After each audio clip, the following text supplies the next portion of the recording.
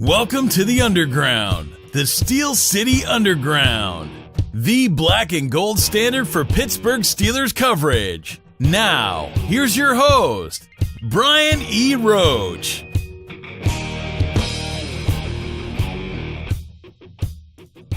Hey everybody, welcome to another edition of the Steel City Underground podcast. My name is Brian Roach, the host who, as you know, does not like toast. We are brought to you in part by our sponsors, Total Sports Enterprises, who in December is going to have a really great signing with Franco Harris, Barry Foster, Willie Parker, and some other running backs, Frenchie Fuqua, and Rocky Blyer, I'm pretty sure. So go over to tseshop.com, check them out, get your tickets before they're gone. So this week, the Steelers are getting ready to come up on their bye, but before the bye, they get to take a trip to the Motor City, home of one of their great conquests in Super Bowl XL when the bus came home and the Steelers took home that trophy. And to help us get a look at this week's game, we've invited a special guest. His name is Case Dillion. He is from the Detroit Lions Podcast and DetroitLionsPodcast.com. Case, welcome aboard, man. I'm glad to be here. We really appreciate you taking the time. We kind of got this all hooked up at the last minute, but it all worked out for the best. So the Lions are coming off their bye. Is that correct? Yes. And, much needed.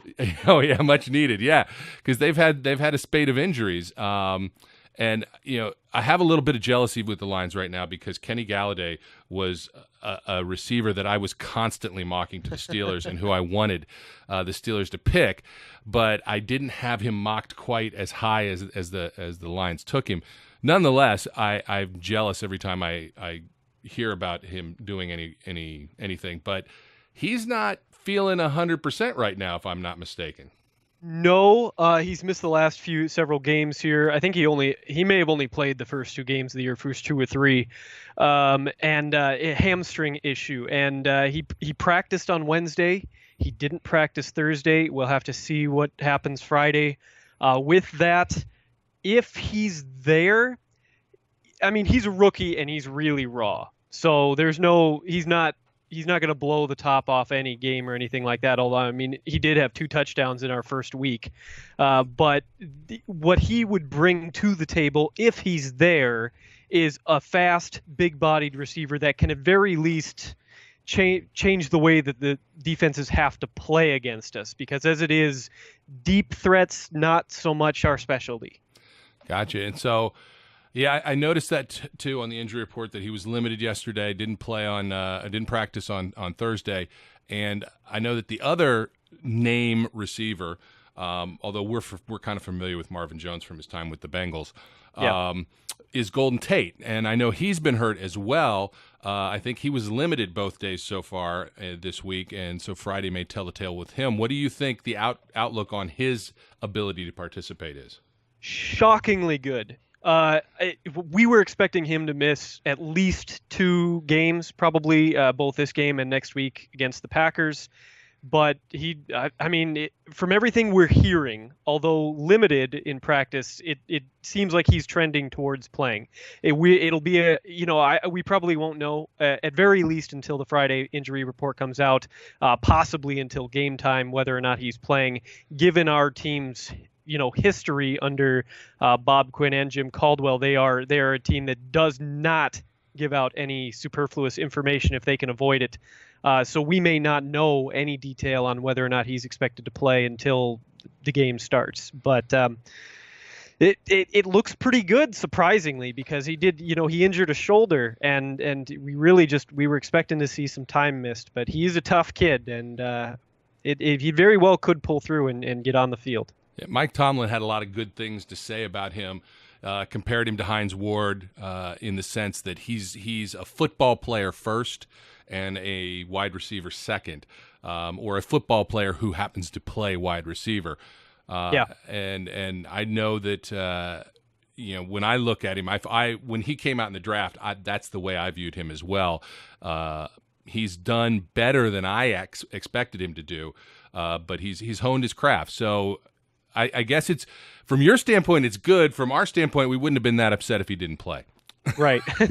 No, and Golden Tate, he really is a special player, and I don't think he gets enough credit. And I will tell you, there are a lot of players, I think, who have come and gone on the Lions who get more credit than they deserve. I think he's on the other end of that spectrum, and consistently leading the league in yards after tackle. He breaks more tackles than any other wide receiver in the game, just barred it straight up.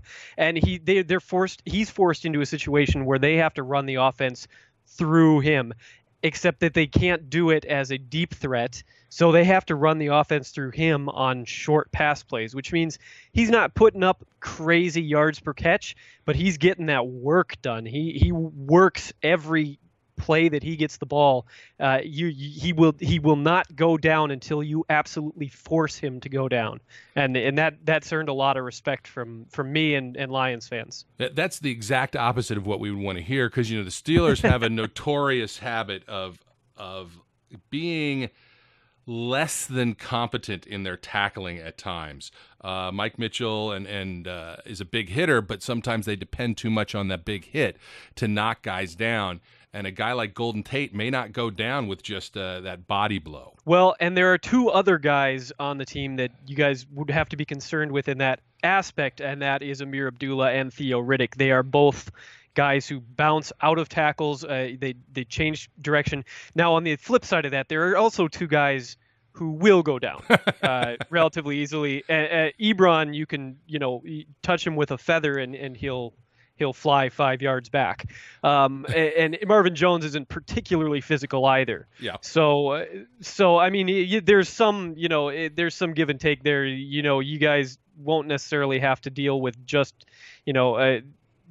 as long as you can put a couple guys gang tackling on Golden Tate, that's the way to stop our passing attack for the most part. Gotcha. Now, I think thus far through the season, the offense, the Lions offense has done pretty well. I mean, I think with the 8th in points per game, with like 26.8 points per game, but overall like 26th in rushing yards, 19th in passing yards. So where are all these points coming from? Are they that good in the red zone? What do we need to look at and say, geez, this is how they're scoring? Well, a lot of that came off of turnovers early in the year. They scored a lot of points off of turnovers, and that's petered out the last couple games. Whether or not that'll return, it really depends on how much pressure our defensive line is able to get. And another guy you guys may be familiar with, Haloti Ngata. Oh yeah, we had to put him on. We put him on IR a couple weeks ago. We're not upset. Ben's happy. Trust me, he already broke Ben's nose once. We're happy that he's not around. Yeah, and the thing is, like, while he's kind of a shell of his former self, this is totally a game that I wish he was playing in, because this is the kind of game where you'd expect a player like that to absolutely bring, his old self. So I am a little sad that he's going to miss this one, but it is what it is. Otherwise, we've got an okay defensive line. They're not great. Anthony Zettel is maybe the guy that's been the big surprise this year. He and Ashawn Robinson. Anthony Zettel was a 5th or 6th round pick last year in the draft, and did very little last year, and then came out and had 4 sacks through the first, I think, 2 or 3 games this year, and things have petered off a little bit since then. But if our guys are able to get pressure, what the Lions do have really well right now is a secondary that can take advantage of miscues on offenses. So especially Glover Quinn, Darius Slay, they're both going to get interceptions if anything gets tipped in the air, if anything, if the passes are overthrown. That's where our defense is particularly dangerous. Gotcha. Now, speaking from the standpoint of you guys on defense, the Steelers, at least through the last couple weeks, have done what we've all been screaming for them to do all year, which is funnel the game through Le'Veon Bell. Yeah, absolutely. And, I think the Lions defense is, I can't remember now. I had it up in front of me. 19th in overall. 19th overall. They're pretty meh. But they're 8th against the run in yardage. Now, the Steelers have come up against some good defenses thus far in the season who have done well against the run. And then, even last week, the Bengals were ranked very high, and Le'Veon shredded them. Now, part of that is, of course, the offensive line. The Steelers have a pretty good offensive line. How do you think the Lions are going to react to Le'Veon's unique running style and the way that the Steelers have been running the ball? Well, he definitely makes me nervous, and if you look at actually game by game for the Lions, while they've held some teams to very low rushing totals like the Giants and the Cardinals in which game the David Johnson got hurt in that game. Yep. So if you look at what the Lions have been able to do, they've been able to stop mediocre to poor running teams. However, they've given up a lot of yards to some of the better teams and backs that they've faced.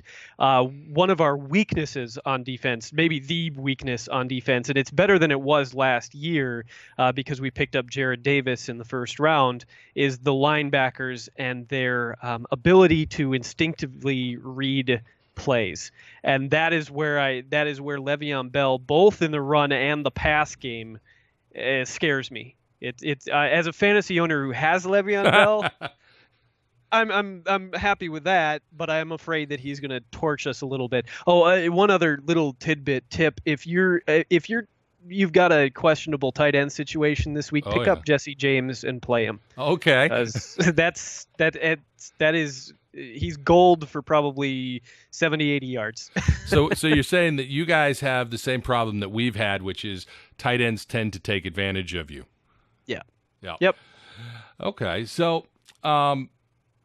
One of the other things I've noticed is, that Matt Stafford has gotten sacked quite a bit through the first 6 games, 23 sacks.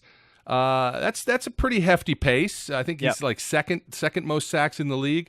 How's that Lions offensive line going to hold up against what has become a fairly adept Steelers pass rush and continued pressure with really not having to blitz too heavily? This is really like a multifaceted issue. The Lions went out and picked up T.J. Lang and Rick Wagner and lost Larry Warford and Riley Reif in the offseason, and then lost our starting left tackle, Taylor Decker, to injury. And there was some faint glimmer of hope that he might be able to play this week coming off the PUP, but they haven't activated him yet. So he won't be playing. So immediately you're looking at, there were only 2 guys on our offensive line coming in, and Travis Swanson and Graham Glasgow at center and left guard respectively, who were carryovers from last year. And when you've got a situation like that, you're going to have some issues with chemistry, with gelling. How much stock you put into that exactly is up to you. But nonetheless, they were completely different group, and everybody was kind of starting from square one.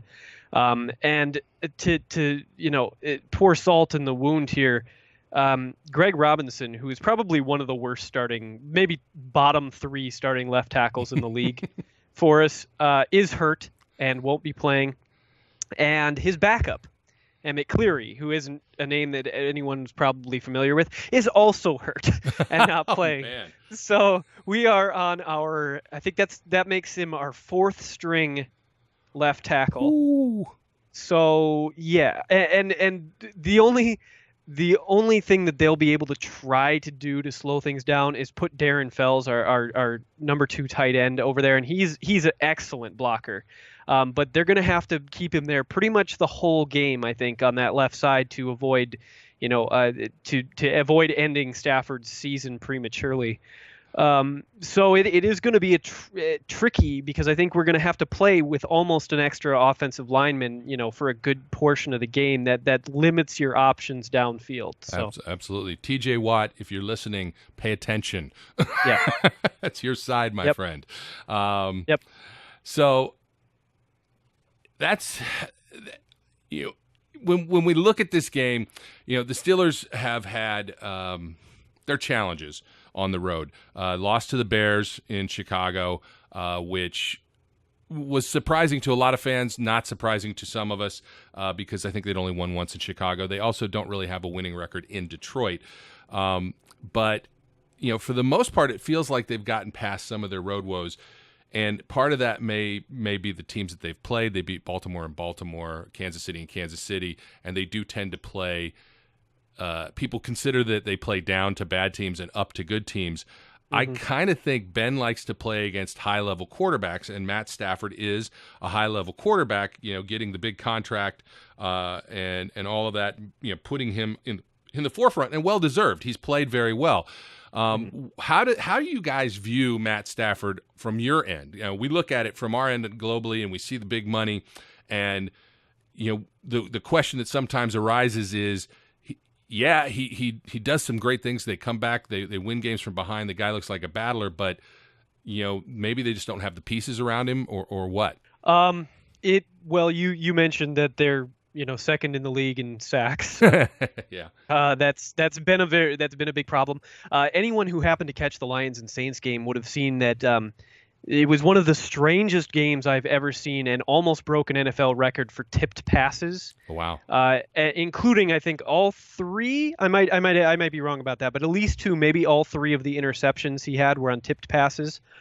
Which is like, at some point you say, how much of that is his fault, and maybe you put some degree of blame on him, but it's not exactly the same as like as just a bad read or just a regular bad throw. Right. When you have tipped passes like that. So he's coming off a really poor performance statistically, whether or not that's I'm expecting somewhat of a bounce back.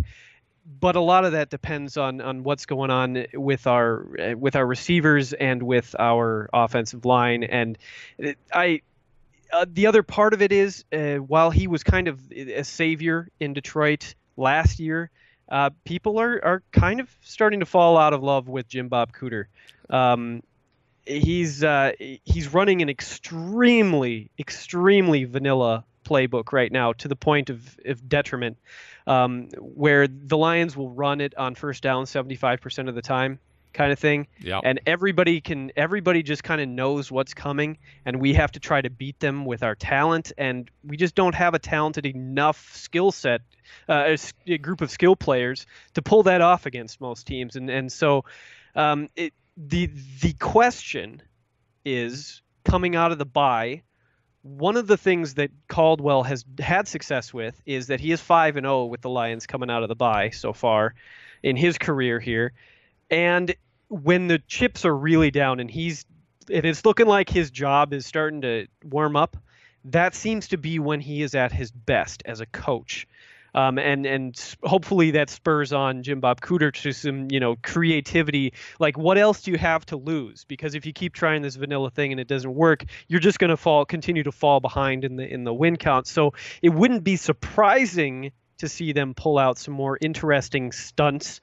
Whether or not those things work, I have no idea. That's yeah, it's. The fickle life of an NFL coordinator or coach. There's no, they either love you or they hate you, and we know well about that. We have our fair share of Haley haters and Tomlin haters, who it doesn't matter. They could probably win 3 Super Bowls in a row, and there would still be calls for their head because we're not beating teams by 70 points. Yeah. So,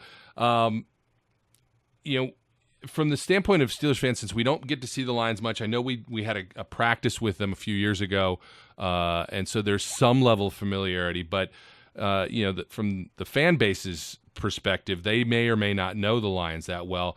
Is there a player, an under the radar kind of guy on the Lions that they should be watching and looking out for?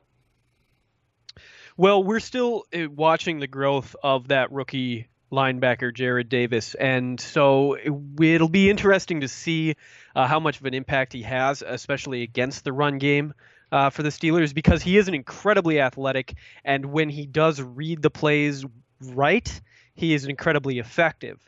So he's one to pay attention to. The other guy that definitely flies under the radar is our number 2 cornerback, who will probably be, correct me if I'm wrong, be up against Juju for the most part. Maybe Juju. It won't be Martavis as far as we know right now. Could be Justin Hunter. Could also be Eli Rogers. Okay. Well, he's not a shutdown like Darius Slay, but teams throw the ball his way a lot, and he still doesn't give up that much. So it wouldn't surprise me if that's one of the more interesting battles of the game is between either Lawson and Juju or whoever ends up playing outside. opposite Brown. That's the interesting point, because a lot of teams will not shadow Antonio Brown because he plays all over the field. He'll play in the slot, he'll play on the left, he'll play on the right. And do you think that the Lions are going to shadow him with one of the corners and let the other corner hold his own against whoever, or are they going to stay kind of side to side and whoever they get is whoever they get? It's a good question, one I don't know the answer to because there's a lot going on. Darius Slay sticks one receiver more often than only a few other cornerbacks in the league. That didn't used to be the case. They used to stick him on one side and just set him there, but this last year and a half here, he's been much more of a one guy all game type of cornerback. Mm-hmm. Whether or not they'll move him, because we don't face a lot of guys like Antonio Brown who literally, play, 3 different wide receiver positions in almost every game. So whether or not they'll be as strict on that, I don't know the answer to that. My guess would be that he'll see the majority of his time against Antonio Brown, and that they probably aren't going to want to stick anybody else on him. Yeah, it'll be interesting. Do you think that they will give him help? Are they going to trust him to try and shut Antonio down and then try and cover the field as best they can? For the most part, if Slay is on Brown, it'll be Slay versus Brown. For the most part. I'm not saying that's 100%, but most of the game, if that's the case, it'll be the two of them going one-on-one. And that, as good as I think Slay is, Brown is better, so I won't be surprised if Brown, has a decent game. Slay is also not going to, he's not going to get completely destroyed, probably. So, it's a good matchup between, two top-tier players at their respective positions. Antonio just has, he's got the edge. So yeah, it'll be interesting. When I think the Steelers played the Broncos a few years back, they put Aqib Talib on Brown pretty much all over the field, and Antonio had a game. It doesn't always work out well when they don't give help. But we'll see what happens. I'm sure they'll adjust very quickly if Antonio's kind of having his way with the routes. Or can maintaining to get open. I'm sure they'll push a safety over or do something to try and give him some help. But it'll be interesting to see. That's one of the battles I always like to watch every week because we're so tired, to be quite honest, of watching Antonio run into double and triple coverage. I know how that feels. Yeah, because that's how everybody is deciding to try and take the game away from the Steelers. And it'll be nice if that isn't the case for once, and then we can see what happens. So when you look at the game coming forward, what do you think the storyline of this game is going to be like? Well, what'll happen, and this is what happens in every Lions game, is that you guys will have a sizable lead going into the fourth quarter, and then the Lions will attempt to come back. Whether or not it works is always the question. This year it hasn't worked as well for us as it did last year, but in all 3 of our losses this year, we were going for it near the end there, and we're maybe 1, 2, 3 plays away in all 3 losses of really turning it around.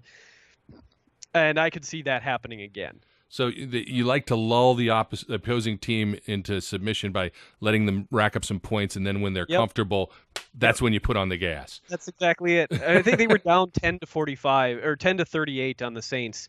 And if it hadn't been for a interception on their final offensive drive, the Lions quite easily could have pulled that one off despite being down by 28 points in the fourth quarter. So don't feel safe if you have a sizable lead.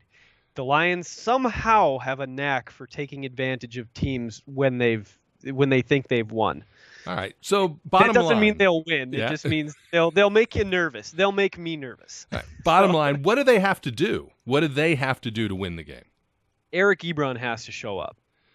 As you say, that if we're going to be able to take advantage of the Steelers defense that's pretty darn good, it's going to have to come at their weak spot. And Eric Ebron has not been clutch at all this year. And he's never really been clutch through his entire career, but he's been dropping passes at the most inopportune times. But when he's doing what he's supposed to be doing, he's a really talented. I mean, you're talking about a guy who's probably talent-wise from a sheer like what he can do. He's a top 5 tight end. He can run past linebackers. He can make spectacular catches. He's fast and strong, but he just never brings quite what he's supposed to, and he knows it. And he knows that he's really kind of on his last chance, because while the Lions picked up his 5th-year option, they don't actually have to go through with it. They could choose to release him this offseason, and he's got 10 games left here to prove that he deserves to stay with the team. And this is one of those weeks where when we're probably without Galladay. If we're with Galladay, it changes things a little bit. But probably we need somebody who can make those chunk plays, and he's the guy. So Gotcha. So I know what I think the Steelers need to do to win this game. But from the standpoint of the Lions and what their weaknesses are, what do you think the Steelers need to attack in order for them to win the game? Oh, it's all about, like, as I said, flowing through Bell is a good idea against the Lions. It's likely to pay dividends, especially in the pass game, especially against our linebackers. As far as keeping the pass rush heavy on the left side of the line will cause some problems for them. Just not taking their eye off of Mir Abdullah, not letting him get away with anything, but because if you let him get away with something, he will. Yeah. So, I mean, making sure that they've got multiple guys paying attention to Tate and multiple guys paying attention to Abdullah, and they should be able to shut our offense down without too much trouble. All right. Last thing I want to talk about is, the Steelers Nation has a habit of traveling well. And a couple years ago in San Diego, the Chargers were so annoyed that by the number of Steelers fans there that they had to go to a silent count in their home stadium. I remember that. Yeah. The Lions are 3-3, so they're not out of contention by any means. But what do you think the fan base is currently like? What's the temperature of the fan base? And is this another opportunity? Because this isn't that far from Pittsburgh for Steelers Nation to essentially take over somebody else's stadium. No, Detroit fans show up, especially when we're in it. We may dog the team, but we show up on game day. It may not be the loudest stadium in the league, but they are, as far as loyalty goes, that there's not going to be a lot of unsold seats for Steelers fans to have picked up. So I think we sell out early in the off season, is shortly after things go on sale. We're not a have to cover seats with tarp kind of team. So yeah, and I actually, when I was doing the schedule, I broke the schedule down into 4 quarters, and when I got to this game, I said, it may not be Kansas City, right? It may not have that reputation of hostility, but Ford Field's not a friendly place to play in. No. So it'll be an interesting challenge for the Steelers.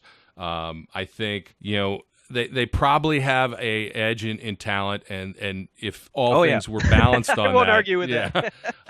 They should probably be able to come away with the win. But yes, they should. Stranger things have happened along the lines. Hey, like I said, they lost to the Bears. I will say that I wish you guys hadn't done. Yeah, I'm sure. Yeah, those Bears fans are getting pretty uppity. So. Yeah. Oh, absolutely. I mean, you end up being a little surprised. All of a sudden, that loss doesn't look quite as bad. But it is. It's still. They tend to get those out of their system early. So. Yep. It'll be interesting to see if that pattern continues for the Steelers, where as the season wears on and we start to get late into the second quarter of the season and into the third and fourth quarters, they're gelling a lot better. And that's the way it looks.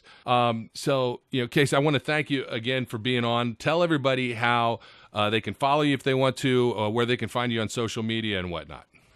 Yeah, well, our big thing is the Detroit Lions podcast. You can find us on iTunes. You can find us anywhere where podcasts are easy to find. You can find me specifically on Twitter at SoSumi. _RNFL, and that's SOSUHME. It's an old username from the throwback to Ndamukong Suh. But you could find me there. You can also find Detroit Lions Podcast on Twitter and follow that. That's the more active account run by my co-host and partner Chris. So if you're looking for Detroit Lions stuff, that we've got a website with writers. We're still the little guys in the Detroit Lions media market, but we've come a long way and are getting a fair amount of recognition these days. So the sky's the limit and all that. So. Excellent. And I got to bring it up. I told you I might not do it, and I might do it. I got to bring it up. So, if you go and you follow Case on Twitter and you check out his Twitter profile, he is sporting the most awesome mohawk in that picture. So don't take it down. As I told you, it's about a 13-year-old picture, but and because as I said, it touches my heart because I have one in mine. It's not quite as nice as yours. Right. Mine's a little short, stubby mohawk. You've got the spikes and everything, and it's a full punk rocker look there going on, and it's worth the view. College was a lot of fun. Absolutely. All right, everybody, that's going to wrap it up for us on this edition of the Steel City Underground podcast. Again, I want to thank Case Dillion for joining us from the Detroit Lions podcast and DetroitLionsPodcast.com. As I said the other day in the video version of this podcast, I'm going to close with this. It's chaos out there, everyone. Be kind. We will talk to you later. We would like to thank you for listening and remind our listeners to follow us on social media and our website, www.steelcityunderground.com.